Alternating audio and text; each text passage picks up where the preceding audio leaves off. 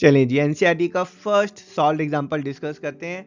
काफ़ी सिंपल और straight question है। यहाँ पर हमने एक कॉइन को टॉस किया है और हमें बताना है फर्स्ट पार्ट में कि हेड आने की क्या प्रोबेबिलिटी है और सेकंड पार्ट में टेल की क्या प्रोबेबिलिटी है। तो यहाँ पर इनफैक्ट क्लास 10th के हर क्वेश्चन में हम एज्यूम करके चलेंगे कि जो कॉइन है या फिर डाइस है, those are fair coin and fair dice. Fair coin का मतलब है कि chances of getting a tail और अ हेड आर इक्वल। तो यहां पर हमें निकालना है probability of getting a head. हमें पता है प्रोबेबिलिटी का जो फॉर्मूला है हमारा, that's favourable outcome upon total number of outcome.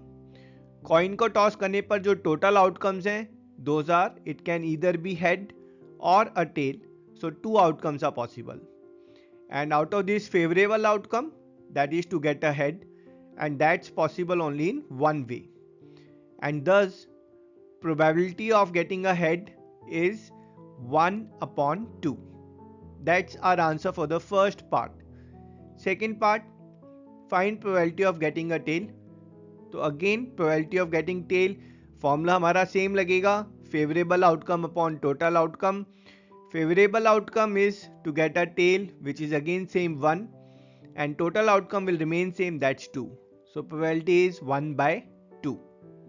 And our end statement, thus for a fair coin, probability of getting head is 1 by 2 and probability of getting tail is same, that's 1 by 2.